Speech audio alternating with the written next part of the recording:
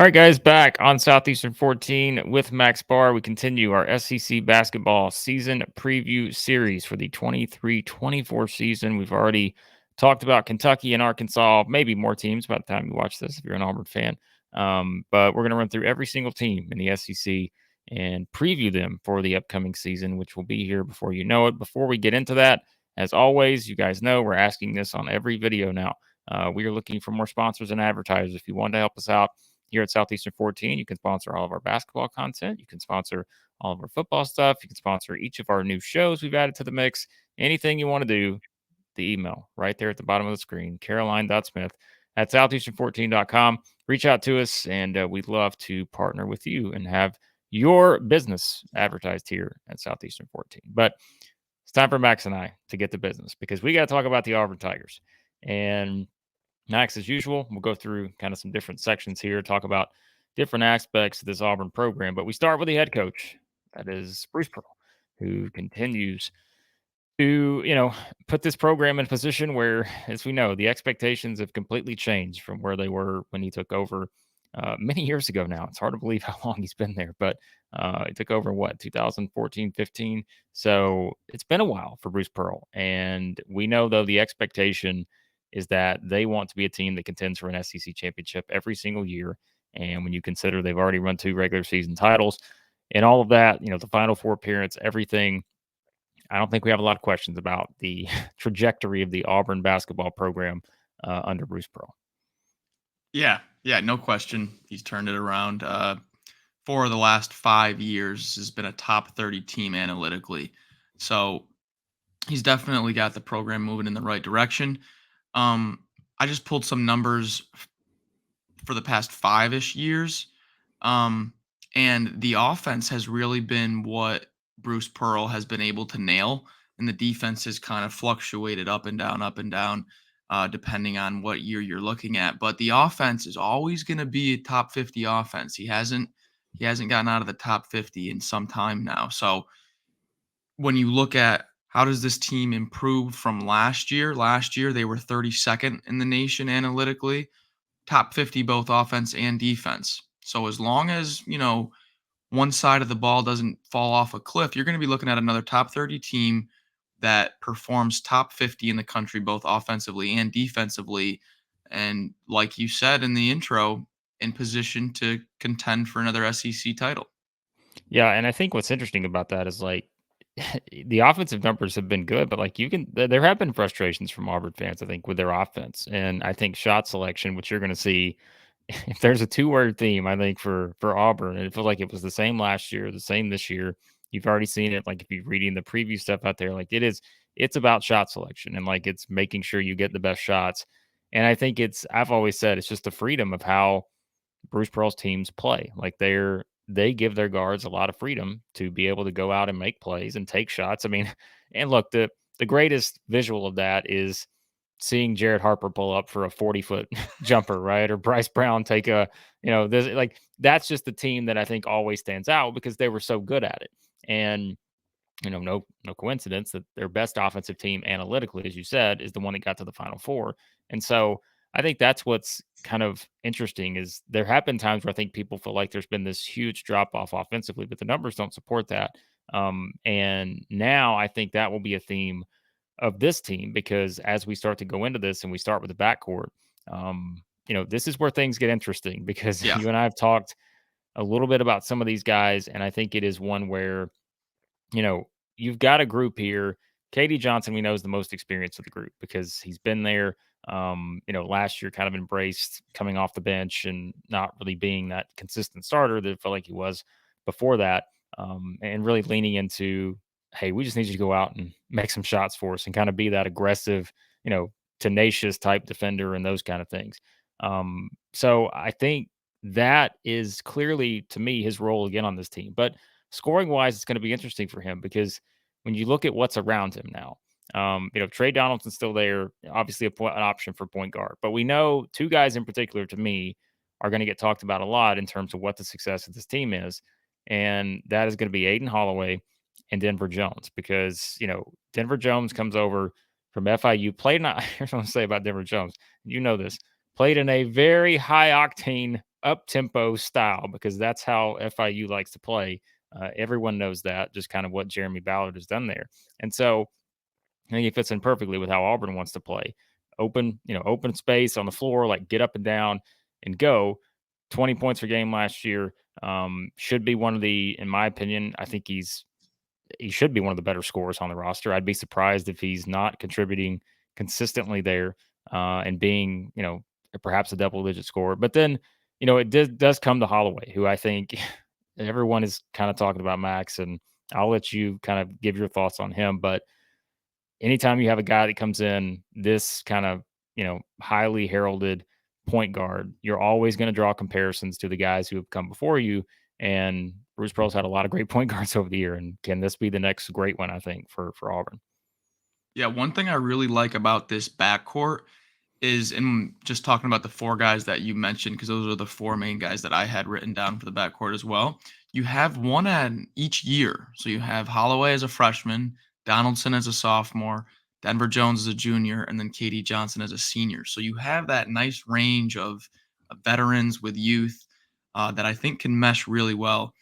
Aden Holloway is obviously the one that's going to make the offense tick. He's going to have the ball in his hands almost probably every possession. He'll be the one that brings the ball up the floor most of the time. But I like what you said about Denver Jones and it being a double-digit scorer, because even though we always talk about how are these transfers going to translate, a rule of thumb I like to do is just kind of try to split the numbers in half roughly. And he was putting up 20 a game. I mean, I'm going to be surprised if he's not around that 10 points per game, that double digit scoring for Denver Jones. So, yeah, I don't know exactly how the minutes are going to shake out with KD Johnson and Tre Donaldson, because I think Aden and Denver are going to get the nod for the starts. But it's going to be interesting how Bruce Pearl uses this backcourt, because I feel like it's a little there's more talent and depth than he has if you just look at last year. Yeah. Because, I mean, last year it was, and we mentioned, I mean, Wendell Green, was kind of the guy that anytime you need a big shot, Yeah. shot clock gets down to 5, like, he's probably going to have the ball in his hands. And, Zep Jasper was there. I think pretty underrated in terms of what he brought to that team. But this year, and I'm sure Bruce Pearl would say the same, but like, you're never going to be upset about having too many options at the guard position. And I think it's like knowing that, like you said, I think the most interesting part of this, when you just focus in on the backcourt, is what is that minutes distribution going to look Yeah. like? Because I think too, by the end of the season, certainly see a scenario where it's like, all right, we got to get the ball to Denver Jones. We got to get Aden Holloway the ball in his hands on every single possession, whether he's shooting, whether he's facilitating, he's got to have the ball somehow. And like those are the things that you're kind of envisioning and seeing, how they put it all together there. But they do have options, and that's always a good thing to have, I think, in the backcourt. But we also know that they've got one of the best players in the SEC in the front court. And multiple players, probably maybe in the top, 15 or so players in the SEC Yeah. when you really think about it. It starts with Johni Broome, and we can kind of focus in on him for a second, and then we'll talk about everybody else, because there are a few more in terms of looking at it from wing and forward center type positions, going beyond just the guard position. But Broome is, what can you say? I mean, if you if you watch college basketball, if you watch Auburn, you know that Johni Broome is kind of what makes everything go, and he's the guy that's going to impact the game the most in terms of scoring, rebounding, blocking shots. He can just do a little bit of everything, and I think just the ways he can score, that gives you some variety. I know Bruce Pearl was mentioned there, and I think everybody was talking about this at the end of last season, right? If you start to project ahead, you're like, okay, if he's coming back, what's he going to work on? Max, what do we every single big man that ever puts their name into the NBA draft now and withdraws, what are they going to work on? You know exactly. Can they can Hmm. they can they expand their shot? Can they shoot Can the they three? expand their Everybody shot? Wow. everybody's got to shoot the three. So that is going to be something with every big guy, is if you're going to find your way into the NBA, we know these days it's, can you step out and make shots from three? And I'm curious to see if Broome is someone who kind of adds that to his repertoire this year, because I'm sure he will get his opportunities as other big men have, for Bruce Pearl and how they play. So, I mean, Broome, we've talked about him this summer, Max, in our rankings and stuff, our positional rankings. To me, he's easily an SEC Player of the Year candidate going into the season. And really, it's just a matter of seeing how much he can continue to add to his game, because he's he's just fine in a lot of areas. Yeah, it's a plus having an SEC Player of the Year candidate, preseason. But what's even a bigger help is not having a big drop off when he's going to go to the bench, Yeah. and that's a huge plus here for this Auburn team. And bringing in a senior like Dylan Cardwell, who also tested the NBA draft waters. I mean, you have Chaney Johnson and Chris Moore, some undersized guys that can rebound pretty well. Um, but just, imagine a game on the road and where you're going to need, 15 points plus from Johni Broome, and he gets into some early foul trouble and you're starting to get worried. Here comes Jaylin Williams and Dylan Cardwell. Obviously it's not going to be as, there's going to be a little bit of drop off if Broome's a Player of the Year candidate, but it's not like the wheels are falling off. So that's probably the number one thing I like about this Auburn team this year is in the backcourt and the front court, there's depth. They can afford someone to miss a game with an injury. They can afford someone to get into a little bit of foul trouble. Um, it's just it's not the usual thin front court that we've seen the past 2 years from Auburn. They've got bodies and they've got quality bodies. They're gonna be able to not be out rebounded by 10, 20 rebounds because Yeah. Johni Broome has to take 5 minutes off and there goes the lead. It's not gonna happen this year. So I think the front court, and I'm just looking at what I have written down here: senior, senior, senior. In the front Yeah. court. It's going to be a big and old front court that it's going to be able to really bang with some of these SEC guys like Texas A&M, Mississippi State. People that are going to be able to bang. Auburn's going to be able Yeah. to hang with them. Yeah, I mean, and I think Cardwell is I didn't pick him as my X factor, but I think he is someone that you could put in that category Yes. because of what you just said. If Broome gets in foul trouble and you've got those kind of which again, both these guys can play together too, I think. Yeah. Also that. Just yeah, so I mean, you've got that option, but if that, becomes one of those things, then I think your Cardwell's ability to block shots, we know, and I think it's just a matter of, does he add more offensively and those kind of things? Do they get them, you get those easier looks for him, which he really he hasn't had to be in that role just based on, Right. last year he didn't have to be in that role. But yeah, and then Jaylin Williams, I mean, look, Jaylin Williams to me is We love I don't Jaylin remember. Williams. Yeah, I mean, I don't remember exactly where we had him ranked in our power forward spot. I think pretty high. My guess, I think we both had him top three, probably. But I again, I just feel like he's one of those we used the conversation piece this summer was like he went from being one of the most underrated players in the SEC to he can't be underrated anymore because Yeah. like if you're not paying attention if he's underrated, like he has to be someone that you really focus in on. You just look at the scoring last year. I mean, how many games he scored just in double figures, like became pretty consistent, and that's what you want to see. Again, for a team that I think at times, even despite the offensive numbers, there have been some inconsistencies on offense. And so, but he's someone that scored in double figures a lot. He's got a lot of experience. You just said it, senior, senior, senior. Just going down the list. These are Yeah. guys who played valuable minutes. And I just think that is, yeah, I mean, he is kind of that next in line in terms of just one of those kind of forwards that seem to excel and just get better and better. And I've always said that too. I think that's what's interesting to me. When you look at Bruce Pearl's teams and guys that come through there, I think you're always, and it's not every single player, right? But to me, there's always a pattern of these guys improving their game in different ways. And I think that, they've always done a good job with that. I think from a staff standpoint, and Bruce Pearl's always, I mean, you think about some of the guys that he's brought in over the years, right? That, hey, they've been good recruits, good players that are whatever, 4-star, whatever, 5-star, maybe 3-star. But like I feel like he always gets the most out of the guys that wind up being those rotation guys. Yeah. And I think that is, Jaylin Williams has gone from rotation type guy to like star. And I think that is again, when you can lead with Williams and Broome kind of in the front court and but there are other guys there too, as we know, whether it's, a Moore, a Baker Massara, Johnson, all those kind of guys. Um, yeah, I think there's a lot to like about this team. I think the more you go down it, it goes back to the question we had earlier: is just what does the rotation look like? Because there's just so many interesting options here. I think that Bruce Pearl has to work with. Yeah. Yeah. I'm glad So you mentioned Baker Mazzara. He he's gonna be really good. He's gonna be really good. I wonder if we're gonna have him in one of these next sections. We'll see, but We are. We are. that's what I figured. I figured that'd be your lead in. So, all right, now we start to go to some other things here, as we do with all these teams. The X Factor, our pick for the X Factor for this Auburn team. Should I just let you have the floor here? So, Yeah. Yeah. So lead right into it. My X Factor's Chad Baker Mazzara.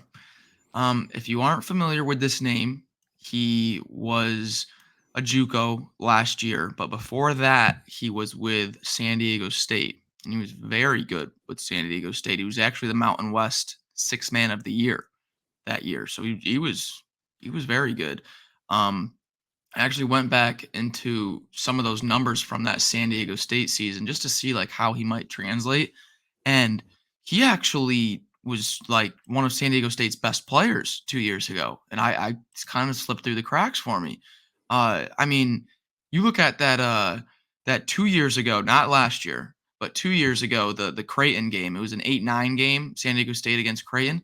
Baker Mazzara led San Diego State in scoring, had yeah. 17 points in only 17 minutes playing, shot 40% from three. And then last year at the JUCO level, he improved that, shot 46.9% from three. So I mean, if he can translate that, I mean, he doesn't got to score in double digits, but if he can just stretch the floor with that 40% from three mark and kind of be a good wing defender, he might really shock some people and be like, "Oh, geez, well, I guess the loss of Alan Flanagan on the wing isn't really that much of a loss. Looks like they replaced him pretty well." Um, so yeah, that's why I have Chad Baker Mazzara as my X factor, just because we are expecting what the normal Auburn backcourt brings with Aden Holloway and Denver Jones and them. We know what we're expecting with Jaylin Williams, Johni Broome, and Cardwell in the front court. Kind of that question mark on this Auburn team is that wing position. What do we kind of get from the wing? So that's why he's my X factor.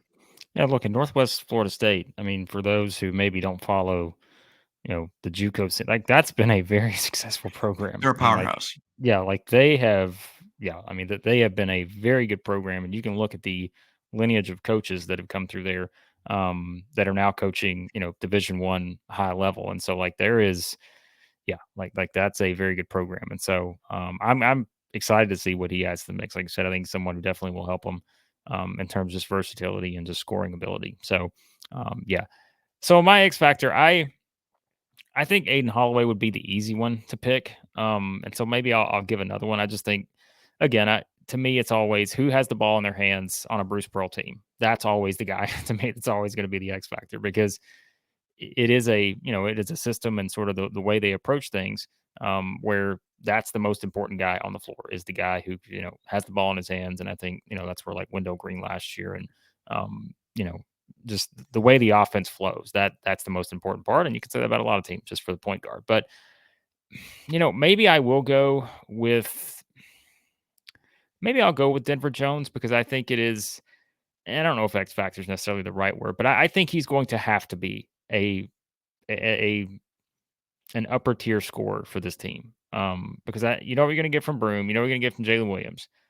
But I really think you look elsewhere, and I mean, to me, it's like I don't think you can just have those two in double figures and maybe everything works out okay. I think you need a Denver Jones, Yeah. consistently scoring the ball, and he's not going to average 20 points a game like he did last year, but I think you need him in double digits, and so I think that's going to be important for them is to kind of make him just a very primary scoring option is the best way to put it. I'm kind of, beating around the bush here, but he just has to score the ball. And so Yeah. I think if, he needs to be someone that transitions well into this system and how they want to play. And I think he will. So I think I'm going to put him as the X factor because I think his scoring ability, quite frankly, could be better than anyone on the roster from just a standpoint of beyond Johni Broome, like just, in terms of just someone who is just Right. can score in that many different ways. So from a backcourt standpoint, I'll go Denver Jones. Whether you want to say he's the guy who replaces Wendell Green or however you want to do it, but like shot clock's down to 5, something like that. If you're not getting it to Broome, I think it's Denver Jones who has the ability to take that shot.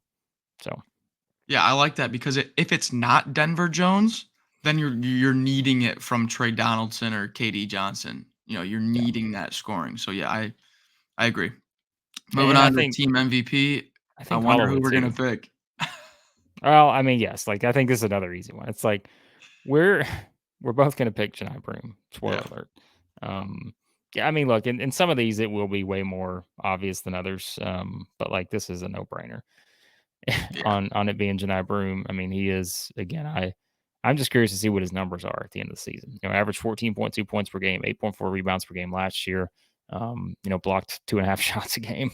I'm just curious to see, like, do all those numbers go up? Because if they do, like, this guy's going to be the SEC Player of the Year. But he's got strong competition. And we yeah, said the thing about the SEC Player of the Year race is it could come down to the two best, centers in the league, and that is Broome and Toulouse-Smith. I think yep. it, quite frankly, could come down to those two.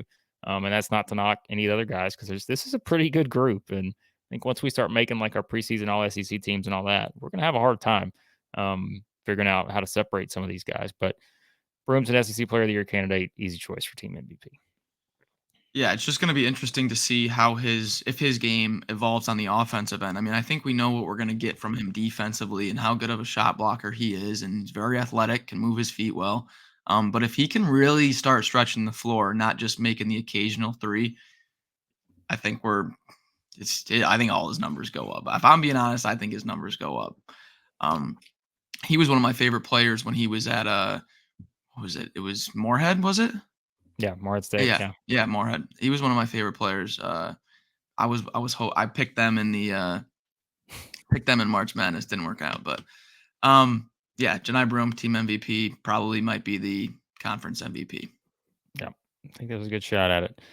For sure. All right. Now we're going to wrap up with our predictions for the Auburn Tigers for 23-24. And this is where we just kind of give you, hey, what's the ceiling for this team? What might the floor look like?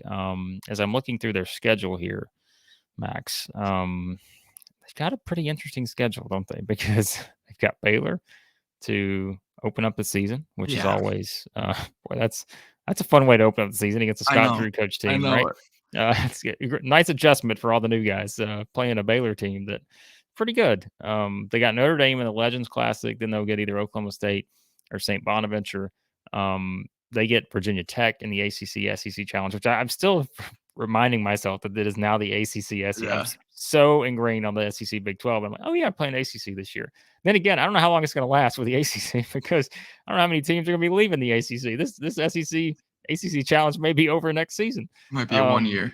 Yeah, who may be playing SMU next year in the ACC Challenge, but Cal, right? It'd be Cal versus I Auburn in know. the SEC ACC Challenge. But as we go down, they've got in your territory, Atlanta, circle the game, Auburn, Indiana. That is going to be a fun one. I They will got be there. USC again. Yep, you'll be there.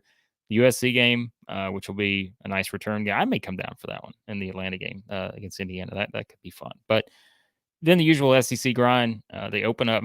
Talk about opening up a schedule at Arkansas, then Texas A&M. Two Yeah, potential top three teams in the SEC is how Auburn opens it up. But if you're asking me ceiling, I mean, I think this is a team that